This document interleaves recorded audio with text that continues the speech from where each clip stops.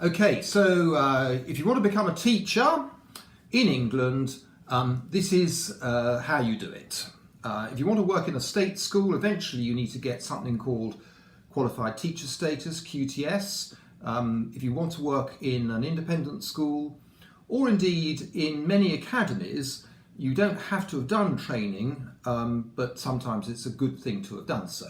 So these are the routes available. First of all, if you're 18 and you know you want to be a teacher, then you can go to university and study a Bachelor of Education. Quite a lot of primary school teachers, for example, have done a B.Ed at university before they've gone on to their first job.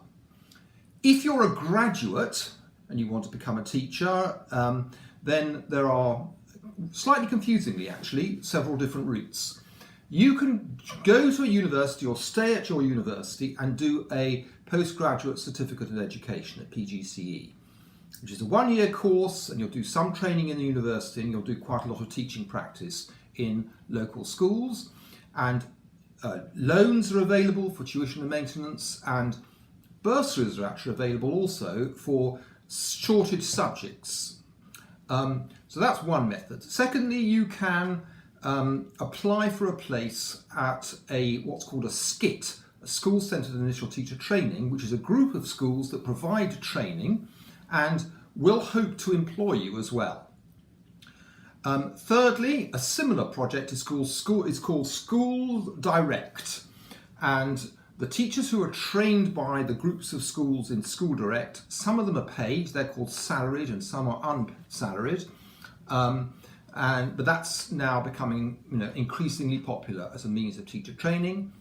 And finally, you can get a job at a school, and once you've got a job, you can do a PGCE part-time at a university like the University of Buckingham, and quite a lot of independent school teachers do that these days. They get a job first and then they do some form of training which leads to a PGCE and can lead to qualified teacher status as well.